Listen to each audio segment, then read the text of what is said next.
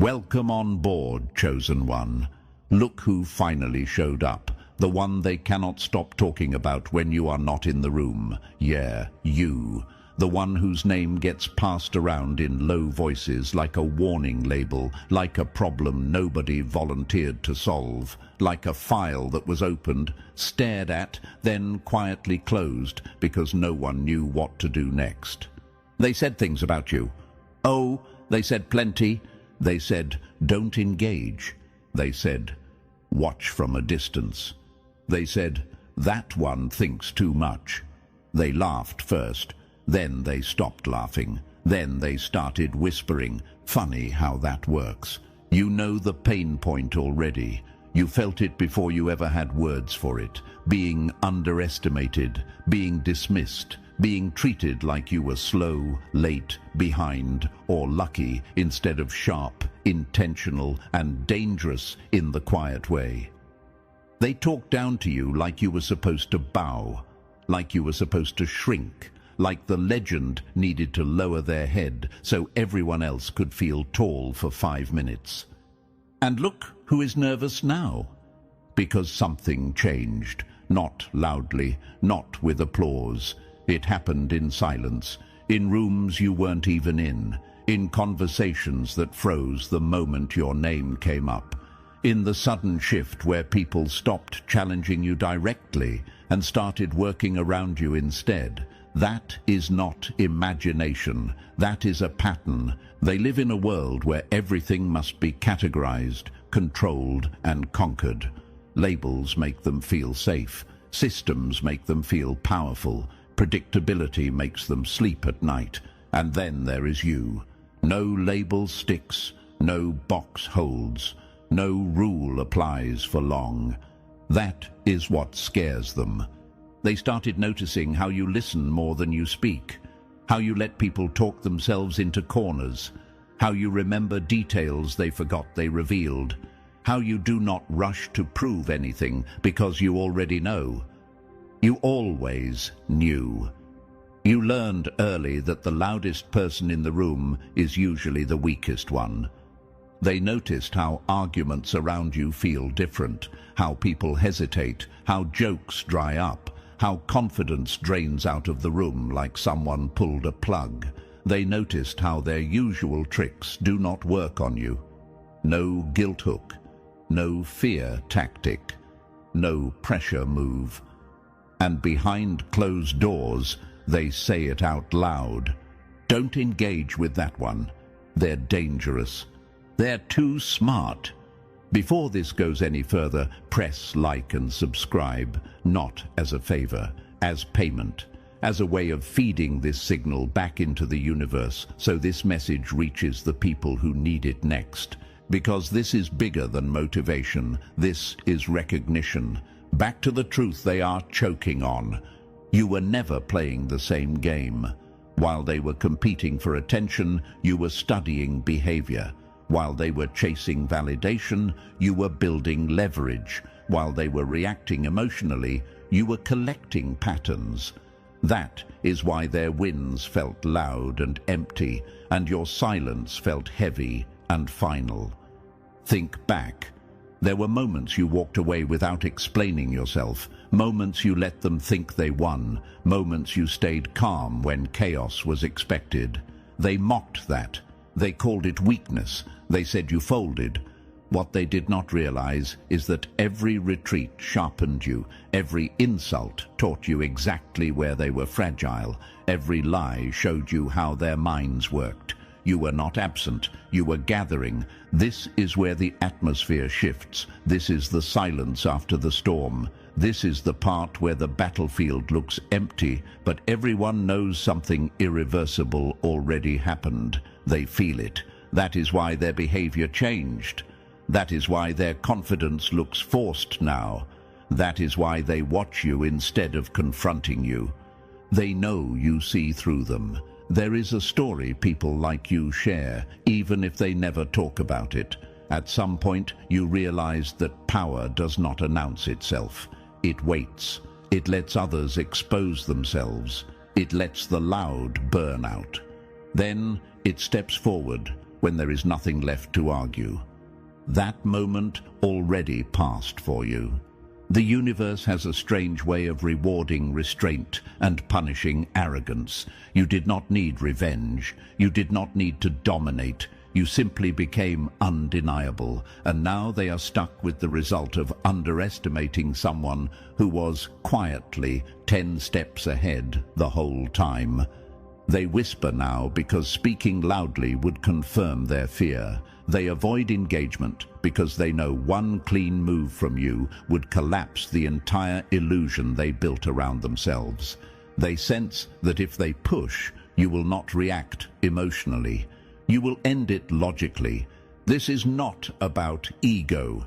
This is about clarity. You are standing in the aftermath, not the build-up. The victory already happened. The shift already locked in.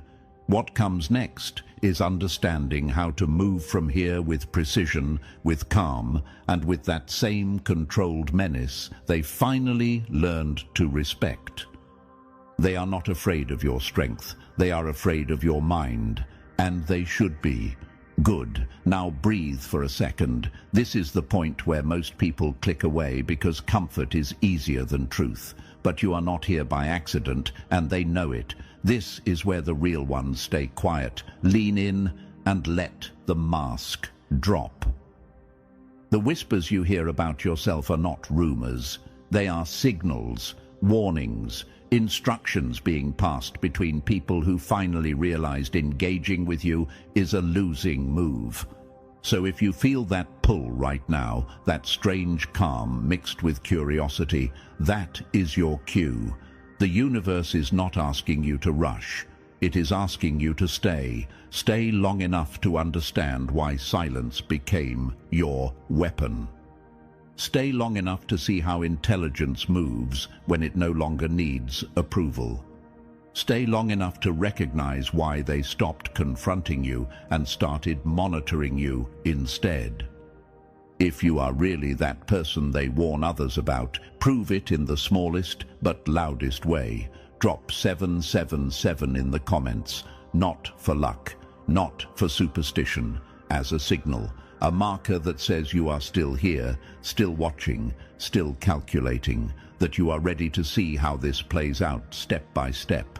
Because from here on, this stops being entertainment and starts becoming instruction. And trust this, if they already think you are dangerously smart, what comes next will explain exactly why. Now, let's move forward. Number 1. The kind of intelligence that makes them back away slowly. They couldn't beat you, so they tried to measure you. When that failed, they told each other not to touch you. That line hits because it is exactly what happened. Let's stop pretending this is normal intelligence we're talking about. This is not school smart, resume smart, certificate on the wall smart. That kind of intelligence is safe. It behaves. It follows instructions. It raises its hand and waits to be called on. They love that kind because it can be ranked, graded, compared, and controlled. You were never that. From the beginning, you were the kind of smart that made people uncomfortable without knowing why. You did not talk much, but when you did, rooms shifted. You did not rush to answer, but your answers landed heavy. You did not chase approval, and that alone broke their sense of order. People like systems, people like rules, people like knowing who is above them and who is below them. And then you walked in and quietly ruined the entire map. Here's the part that messes with them the most. Your intelligence does not show up on command. It does not perform when asked. It does not flex for applause. It watches, it listens, it waits. It lets people reveal themselves. And once you see a pattern, you never unsee it. You start predicting behavior. You start anticipating reactions. You start knowing outcomes before others even realize a game is happening. They feel that. That is why conversations around you get strange. That is why people over-explain themselves. That is why jokes suddenly feel forced. That is why confident personalities turn stiff and careful. They sense they are being read, even when you say nothing. And the scariest part for them is this: you are not trying to intimidate anyone. You are just being yourself. They ask themselves questions they will never ask out loud. How do they know that? Why did they pause there? Did they catch that? Yes, you did. This is not the intelligence of memorization. This is pattern intelligence, situational intelligence, psychological intelligence, the kind that sees how people move when they think no one is watching. The kind that understands power is not about volume, it is about timing. The kind that knows when silence is louder than any argument. They tried to test you at first, threw little challenges your way, subtle digs, passive comments, small traps disguised as jokes, and every time you either stepped around them or let them fall into their own mess. That confused them. You did not react the way their playbook expected. You did not escalate emotionally. You did not defend your ego. You watched them expose themselves. That is when the whispers started. Don't engage. They're not normal.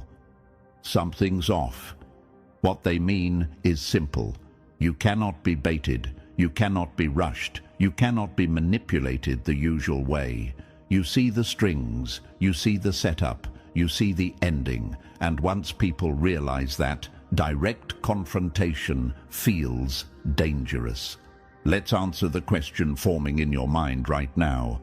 Why does it feel lonely sometimes? Why does it feel like you are always slightly out of sync with people around you? Because intelligence like yours separates before it elevates. When you see deeper, you cannot pretend anymore. You cannot unsee motives. You cannot laugh at things that no longer make sense.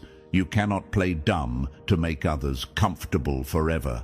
And you paid for that, in isolation, in misunderstanding, in being labeled too much or too quiet or hard to read. They tried to shrink you with words because they could not reach you with logic. Here's the twist they did not expect. Your silence did not weaken you. It sharpened you. Every moment you spent observing instead of reacting turned into leverage. Every time you walked away instead of arguing, you learned something about them. Every time you stayed calm while they were emotional, you gained ground. You became the one variable they could not predict. And in systems built on control, unpredictability is power. Think of it like this. They brought rulers to measure a shadow. They brought formulas to explain instinct. They brought checklists to understand intuition. And every time, the numbers failed them. That is when fear replaces confidence. That is when people stop engaging and start avoiding. You are not dangerous because you are aggressive. You are dangerous because you are precise. You do not waste moves. You do not speak without purpose. When you act, it is clean, final, thought through. That is why even your stillness feels heavy to them. It carries intent. And no, you are not imagining the shift. You are not overthinking the change in how they treat you. You are not wrong for feeling like something already ended before anyone announced it. You are standing in the after effect. The moment where people realize they underestimated someone who was quietly 10 steps ahead. They are not whispering because they hate you. They are whispering because they respect what they do not understand and fear what they cannot control. That is why they warn others. Not because you attack, but because you do not miss. So if you ever wondered why engagement stopped, why challenges turned into distance, why noise turned into silence, here is the truth they will never say to your face. They know that if they push you, they will lose more than the argument. They will lose the illusion they built about themselves. This kind of intelligence does not need to prove anything. It waits, it watches, it chooses its moments. And when it moves, the game is already over. That is the kind of smart they cannot measure. And that is why they tell each other not to engage. Similarly, rewrite this next section in 1,000 words with same tone and style we have in previous section of our script. Add 3 to 4 quotes and 3 to 4 metaphorical examples like, imagine this. Answer questions that might come in their mind. Number 2. Why your silence feels like a loaded weapon. You didn't threaten anyone. You just stopped explaining yourself, and that terrified them. You remember the first time someone called you intimidating. It caught you off guard. You were not loud. You were not aggressive. You were not trying to dominate anything. You were just quiet, present, aware, and somehow that was enough to make people uneasy. Here's the truth they won't say. Your silence is not empty. It is observant. It is active. It is listening while everyone else is performing. And people who live behind masks panic when they feel seen without permission. Most people survive by noise. Talking fills the gaps. Jokes hide insecurity. Opinions cover fear. Movement distracts from truth. You don't do that. You let silence sit. You let moments breathe. And in that space, people start revealing things they never meant to show. Imagine this. A room full of mirrors where everyone controls the lighting except you. You don't adjust anything. You just stand there. Suddenly, reflections look sharper. Flaws show up. Angles they avoided appear. That discomfort you feel from others, that's their illusion cracking. Your calm makes them rush. Your stillness makes them over-explain. Your quiet makes them fill the space with mistakes. They start talking faster, justifying more, correcting themselves mid-sentence. And you're not doing anything except watching. That's why they can't fool you the way they fool everyone else. They sense it. They know their tricks don't land, their stories don't stick, their charm doesn't work, and nothing is scarier to a manipulator than someone who doesn't react. Silence isn't passive, it's pressure. You might wonder if you should speak more, soften yourself, make others comfortable. No. The universe sharpened your awareness for a reason. Your silence filters truth from performance. It exposes without attacking. It dismantles without force. That's why they call you intimidating, not because you're dangerous, but because around you they can't hide. Number 3. When your mind breaks their safe little world. They don't call you smart as a compliment. They say it like a warning. You've heard it wrapped in fake concern, soft voice, tilted head. That one's too smart for their own good. As if intelligence is a defect. As if clarity is a disease. As if seeing too much is somehow the problem. What they really mean is simple and ugly. Your mind disrupts their comfort. Your awareness messes with their control.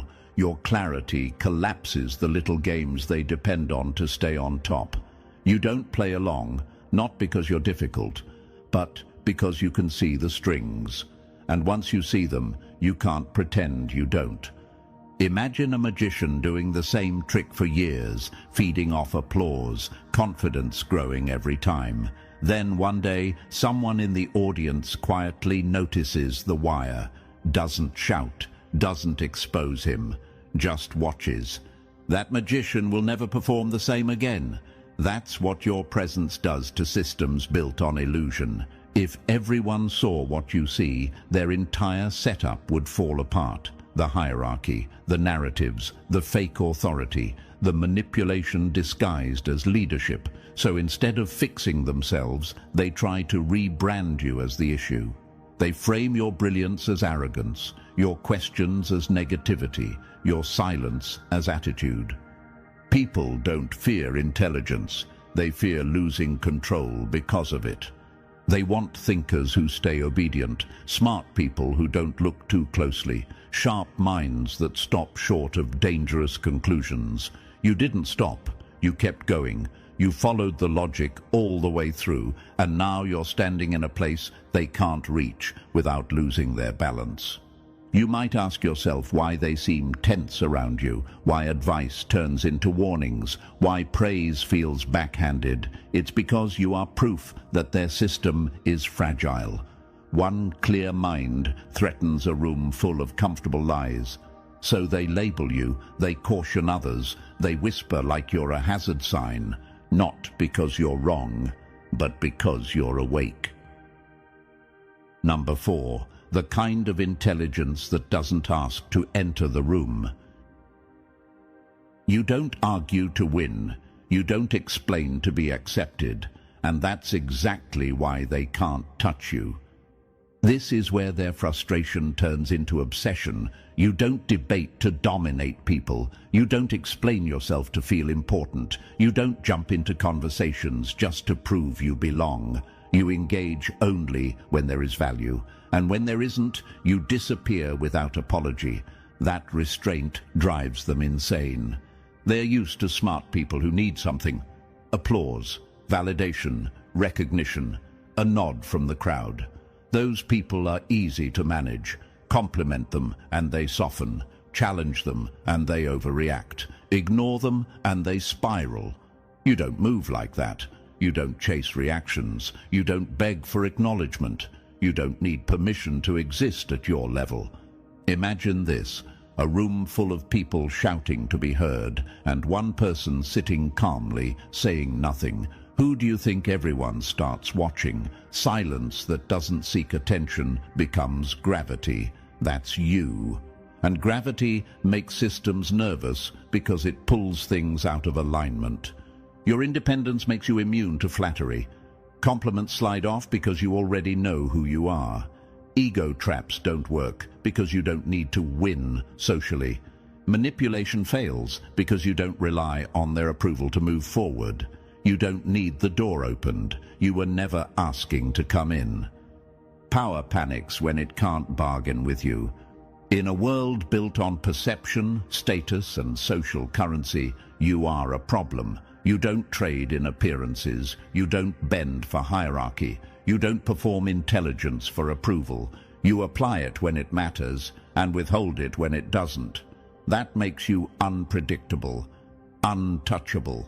You might wonder why people suddenly hesitate before speaking around you, why they seem unsure how to approach you, why they test the waters and pull back. It's because you operate on your own frequency, and they know it can't be tuned, bought, or pressured. That's not arrogance, that's autonomy, and nothing scares a system more than a mind that doesn't need permission to move. Number 5. Why they're taking notes on you in secret. They stopped trying to beat you, now they're trying to understand you. That's when fear sets in. At some point, curiosity replaced confidence. You felt it before you understood it.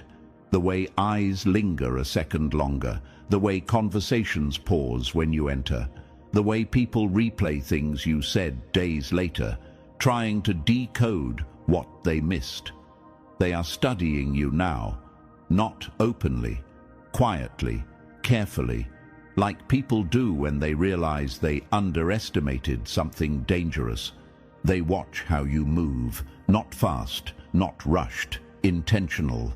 They notice how you speak only when there's a point, and how you stop when there isn't. They clock the fact that you never over-explain, never justify, never defend yourself against assumptions. You let tension sit in the room without absorbing it. Most people scramble to release pressure. You let it expose everyone else. Imagine this, A stage full of actors desperate for applause, and one person in the audience who never claps, never boos, just watches. The performers start adjusting their performance for that one observer. That's what your presence does. You turn the spotlight without touching it.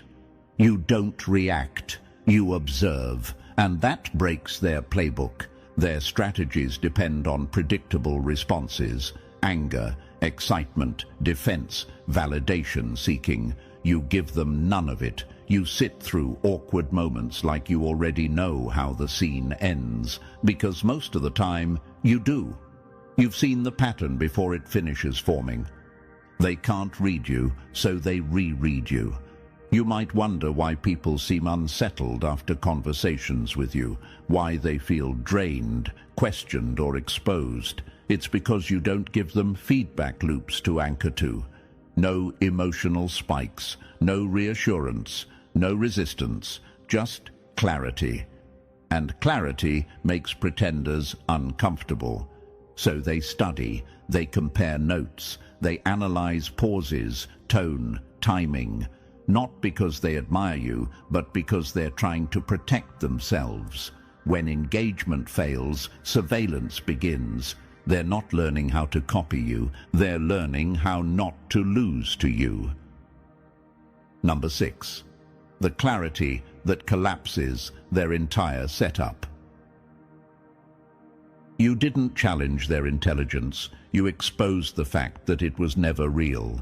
This is where the real damage happens. Not loudly, not dramatically, but cleanly. You walk into a mess they've spent months dressing up, and within minutes you see the flaw. Not because you're rushing, because you're not distracted. You strip the problem down to what actually matters, and suddenly the solution is obvious. That's unforgivable to them. They survive by making simple things feel complicated. Endless jargon, endless meetings, endless frameworks that say nothing. Confusion is their camouflage. As long as nobody understands what's really going on, nobody questions who's actually competent. And then you arrive and calmly cut through all of it. Imagine this: a group of people proudly guarding a maze they built, acting like it's brilliant. You glance at it once and point out the straight path through the middle. No drama, no bragging, just accuracy. The maze instantly loses its power, so do the people hiding behind it. You don't embarrass them on purpose. You don't even try to expose anyone. You just tell the truth in a way that can't be argued with. And that's the problem, because once clarity enters the room, excuses die fast. Complexity is their shield. Simplicity is your weapon. They start scrambling when you speak, deflecting, adding unnecessary layers, changing the subject, because they know what just happened. The illusion cracked. Their authority was built on people not seeing clearly, and you just turned the lights on. You might wonder why they suddenly resist your ideas, delay decisions, or downplay your contributions. It's not because you're wrong, it's because you made them visible, and visibility is dangerous for anyone standing on hollow ground. The old truth fits perfectly here, even if they hate it. The emperor has no clothes, and you didn't shout it, you didn't mock it, you just noticed. That's why they whisper now, that's why they warn others. Because once someone like you exists in the system, pretending stops being an option. Number 7. Why walking away shook their entire hierarchy. They thought rejection would starve you. They never imagined it would free you. They really believed you wanted a seat at their table. That was the assumption holding their whole world together. They thought your silence was patience, your distance was hesitation, your restraint was fear. In their minds, you were waiting for permission to belong. Then you looked closer. You saw what that table was actually built on. Quiet lies stacked on top of older lies. Deals made in bad faith. people nodding along while swallowing pieces of themselves just to stay invited, smiles that cost too much, loyalty bought with fear, power maintained through manipulation, not merit, and you walked away. That single decision hit harder than any confrontation ever could. No argument, no dramatic exit, no announcement, just absence. And absence is loud when someone was counting on your need. Imagine this, a group guarding a throne that only works if everyone believes it matters. Then one person stands up, leaves the room, and builds something better outside. The throne doesn't collapse immediately, but everyone still sitting there starts shifting uncomfortably. You didn't reject them loudly, you rejected the game. That's when their worldview cracked. They expected you to beg your way back in, to compromise, to explain, to negotiate your worth. Instead, you built your own table, different rules, different energy, no performances, no politics, no slow self-poisoning for approval. Nothing insults a fragile system more than someone who thrives without it. You might wonder why they suddenly seem bitter, dismissive, or oddly fixated on you. It's because your independence exposed a truth they can't escape. That their table was never exclusive. It was just crowded with people too afraid to leave. When they saw you standing steady without them, something broke. Not in you, in them. Because your existence proves that power doesn't come from permission. It comes from clarity and the courage to walk away. And once someone does that, the table never feels the same again. Number 8. Why they built cages instead of trying to beat you. They couldn't lower your intelligence, so they lowered the ceiling. This is the move they always make when outmatched. When they realize they can't make you smaller, they redesign the environment. They shift the rules. They change what gets rewarded. Suddenly, thinking deeply is called difficult. Asking questions is labeled negative. Seeing too far ahead becomes overcomplicating. That's not culture. That's containment. They build spaces where intelligence becomes a liability, where compliance gets applause, where repeating safe ideas gets promoted, where mediocrity feels comfortable because nobody gets exposed. In those systems, independent thought is dangerous. Not because it's wrong, but because it reveals how shallow everything else is. Imagine this, a room with low ceilings where everyone learns to hunch just to survive. Then someone like you walks in and stands straight. Instead of raising the ceiling, they tell you to bend. That's what's happening. They hope you'll dim yourself. And here's the part that hurts, because it's true. You tried it once. You softened your voice. You hid your insight. You played smaller than you were just to keep the peace. You told yourself it was maturity, teamwork, survival. It nearly destroyed you. Shrinking doesn't make you safer. It makes you disappear. You felt it in your body before you admitted it in your mind. The exhaustion, the frustration, the quiet anger of knowing you were capable of more but choosing less to avoid friction. That's when you realized something important. Suppressing your intelligence wasn't humility. It was self-erasure. So you stopped. And the moment you stopped dimming yourself, they noticed. Not because you became louder, but because you became clearer.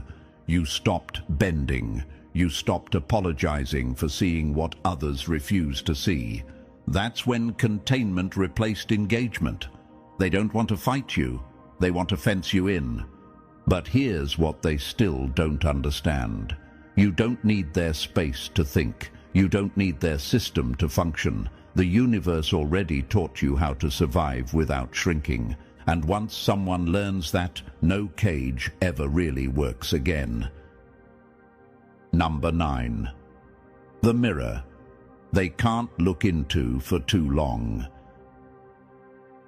They don't see confidence, they see acceleration, and they know they can't keep up.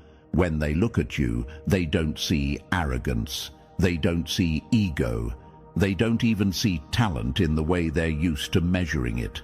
What they see is something far more unsettling. Someone who processes information faster than they can twist it. Someone who spots the flaw while they're still setting the trap. That terrifies them. They see a mind that doesn't get stuck defending old beliefs. You don't cling to being right. You adjust, you update, you learn in real time. While they're busy protecting their image, you're absorbing reality. And that gap widens every time you stay calm and keep moving. Imagine this. Two people in a race. One memorized the map years ago and refuses to look again. The other keeps checking the terrain, adjusting pace, changing routes. Guess who wins when the road changes? That's you. You don't need certainty. You need feedback. They see someone who asks the questions they hoped would never be asked. Not loudly, not aggressively, casually, at the worst possible moment. Questions that expose gaps, assumptions, shortcuts, lies dressed up as tradition. And once those questions exist, the system starts shaking. You don't break systems by attacking them. You break them by understanding them. Here's the truth you may not have fully owned yet. You're not better at everything. You don't need to be. You're better at learning. You adapt faster. You recover faster. You notice patterns faster. And every cycle makes you harder to predict. They hate that because learning can't be controlled. Titles expire. Authority fades. Experience gets outdated. But someone who learns never stops getting stronger. Every failure becomes data. Every mistake becomes leverage. Every quiet moment becomes an upgrade. So when they look at you, they don't see a rival they can defeat once. They see a trajectory they can't interrupt. Someone who will outgrow every box they try to place around them. That's why the stares linger. That's why the whispers sharpen. They're not afraid of who you are. They're afraid of who you're becoming. Number 10. The warning they pass around when you're not there. You're not intimidating, you're clarifying, and clarity humiliates people who survive on illusion. Here's the part they will never say to your face, no matter how close they pretend to be. You are the kind of smart that makes smart people feel average, not stupid, average. And for people who built their entire identity on being the sharpest in the room, that realization cuts deep. When you enter a space, you don't dominate it, you recalibrate it. The baseline shifts, the energy changes. Suddenly, the people who usually lead the conversation slow down. The ones who love to explain start hesitating. The ones who rely on confidence alone begin second-guessing themselves. You didn't challenge them. You didn't compete. You simply existed at a level they can't reach. Imagine training your whole life to climb what you think is the highest mountain, only to meet someone who treats it like the first step. No bragging, no announcement, just altitude they can't breathe at. That's you. They quickly realize something else that scares them even more. There's no obvious flaw to exploit, no emotional lever to pull, no insecurity they can poke to shrink you. You don't need their approval, and you don't fear their rejection. That makes all their usual tools useless. People whisper about what they can't confront. So they whisper. They warn each other quietly. They suggest distance instead of engagement, not because you attack, but because proximity exposes them. Around you, their intelligence feels capped. Their experience feels outdated. Their tricks feel childish. And the worst part is this: you don't even enjoy it. You're not trying to win. You're just being accurate. That's why the whisper follows you. from room to room, from group to group. It's not gossip, it's caution. They know exactly why. Because once someone like you is present, pretending stops working. Number 11. The moment they realized you can't be touched. Their final move wasn't met with resistance. It was met with nothing, and that's when it ended. There is always a moment like this. It doesn't look dramatic. No shouting, no explosion, no public defeat. It happens quietly, almost politely. Their last attempt, the final push, the comment meant to provoke, the situation designed to corner you, the pressure they believed would finally force a reaction, and you didn't take the bait. That silence was not confusion, it was control. They expected escalation, anger, defense, an emotional misstep they could exploit. Instead, they got an eerie calm. You didn't explain, you didn't argue, you didn't even disengage loudly, you simply stopped participating. And in that moment something broke that they can never put back together. Imagine throwing a punch and realizing mid-swing there's no opponent in front of you, no block, no counter, just air. The force doesn't land, it turns inward. That's what happened to them. Their aggression collapsed back onto themselves. You didn't win by overpowering them, you won by making them irrelevant. They felt it instantly, the confusion, the panic, the sudden awareness that they had no leverage left. You couldn't be provoked, you couldn't be cornered, you couldn't be dragged into their chaos. Everything they relied on stopped working at the same time. You might have noticed the shift right after. The silence, the avoidance, the way their tone changed, the way they stopped pushing and started watching. That wasn't strategy anymore. That was fear wrapped in restraint. This is the moment they realized something they never planned for. True power doesn't escalate. It doesn't chase closure. It doesn't need the last word. It ends things by refusing to play a rigged game. They didn't lose publicly, they lost privately, and those are the losses people never recover from. Because once someone understands they can't touch you, the fight is already over. Number 12. Why every attack they launched turned you into a weapon. They thought pressure would break you. It trained you instead. This is the part they hate facing, so they avoid it. Every move they made to weaken you did the opposite. Every attempt to undermine you became practice. Every lie they spread sharpened your perception. Every time they tried to exclude you, they quietly forced you to become independent. They weren't fighting you, they were building you. At first, the attacks felt confusing, subtle, dismissive comments, doors that suddenly closed, opportunities that vanished without explanation. You could feel something was happening, but no one would say it out loud. That silence hurt more than open hostility. But here's what they didn't understand. Confusion makes most people fold. It made you observant. You started paying attention. You learned how people move when they're threatened, how stories change depending on who's listening, how praise and punishment are used to control behavior. While they thought they were destabilizing you, you were mapping the terrain. You weren't just surviving the pressure, you were studying it. Pain didn't slow you down, it gave you vision. Every lie forced you to learn how truth hides. Every manipulation taught you how influence really works. Every rejection stripped away your need for approval. Slowly, quietly, you stopped relying on them for anything that mattered. And once that happened, they lost their leverage. Imagine trying to train a guard dog and accidentally teaching it how every trap works. That's what they did.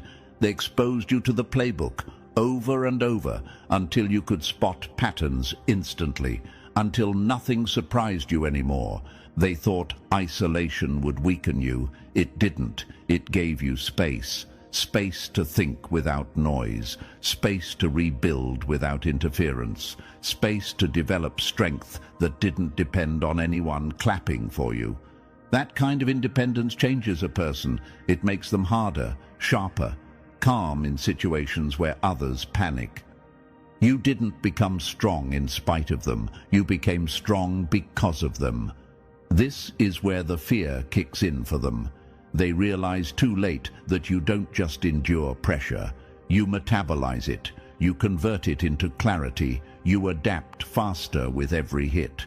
While they repeat the same tactics, you evolve.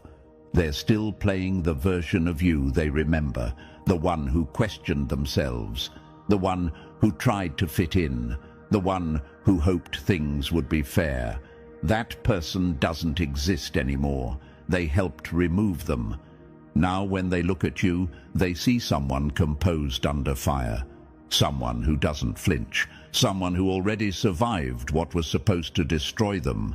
That's terrifying because it means there's nothing left they can threaten you with. Every attack failed in the most humiliating way possible, not immediately, not loudly, but permanently, because instead of breaking you, they forged something they can't stop. And deep down, they know it. They didn't weaken you, they unleashed you. Number 13. The final shift, when the hunters suddenly lowered their eyes. They didn't stop because they won. They stopped because they understood. There's a point in every quiet war where the energy changes. You feel it before you see it. The pressure that once followed you everywhere suddenly lifts. The constant testing fades. The eyes that tracked your every move start looking away. That's not peace. That's retreat. At first, they chased you openly, challenged you, questioned you, tried to corner you with authority, numbers or noise. They wanted a reaction. They wanted proof you could be shaken. They wanted to see you stumble so they could call it a win. But something went wrong for them. You didn't run. You didn't panic. You didn't perform.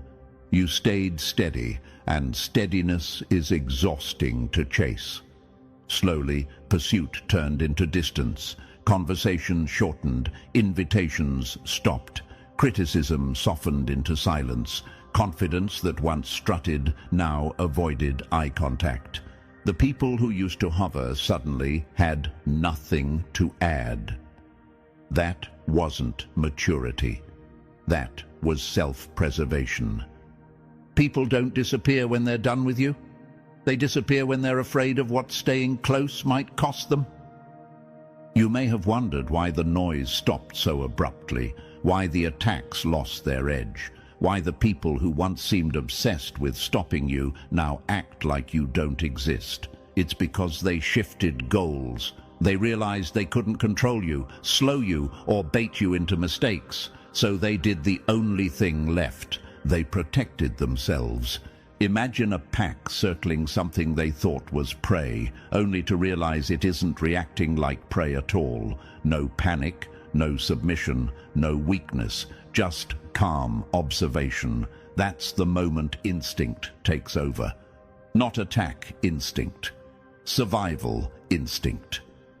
They started whispering again, not about how to stop you, but about how not to provoke you.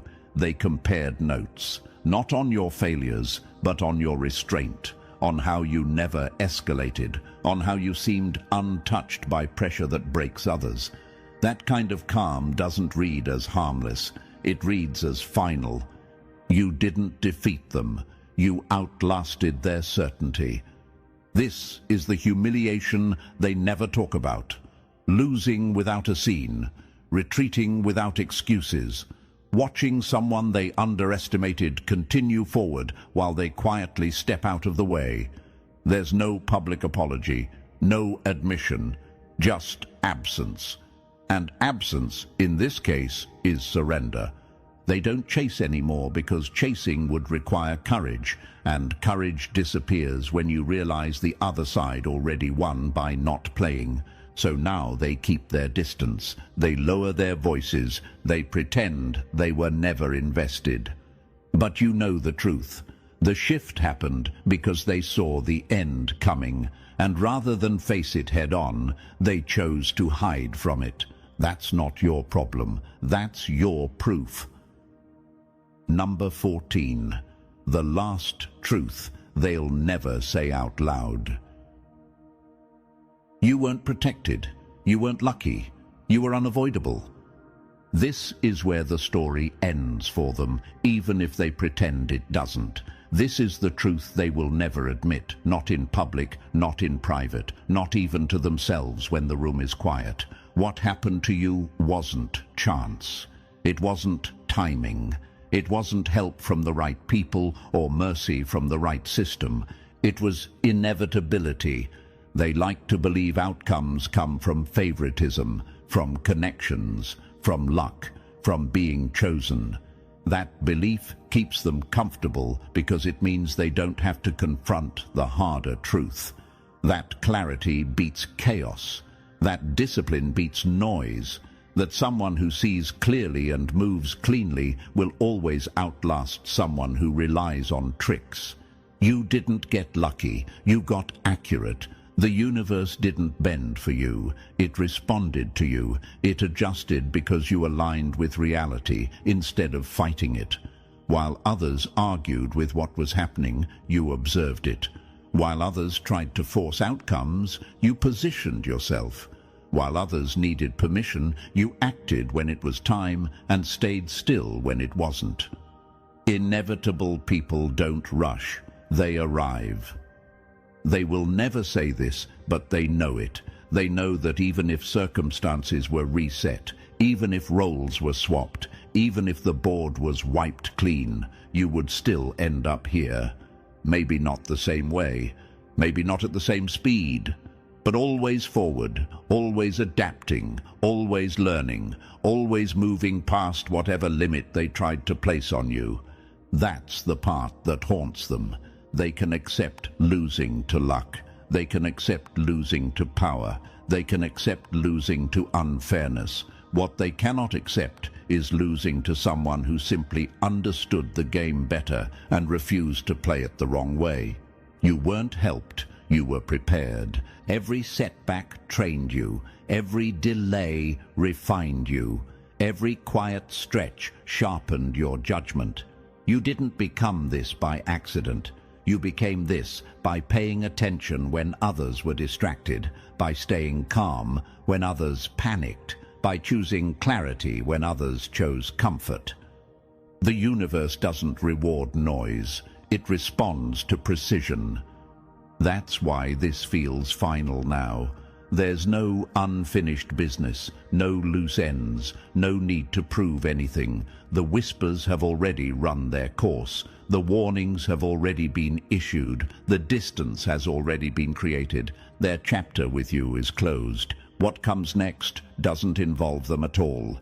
This is the phase where you stop being reacted to and start being anticipated, where your presence alone shifts outcomes, where you move without explanation and things still fall into place. Not because anyone is helping you, but because reality recognizes consistency when it sees it. They'll never admit it. They'll reframe it. They'll minimize it. They'll tell themselves stories that let them sleep at night. But the truth stands, calm and untouched. You were never an exception. You were an outcome. And from here on, the story belongs entirely to you. So here's where we close it. Not loudly, not emotionally, calmly, completely. Everything you've seen wasn't hype, coincidence, or momentum. It was clarity compounding over time. The whispers weren't rumors. They were warnings. And now you understand why. This chapter is done. What comes next doesn't need permission, applause, or explanation. It just moves. If this hit where it was supposed to hit, lock it in. Like the video.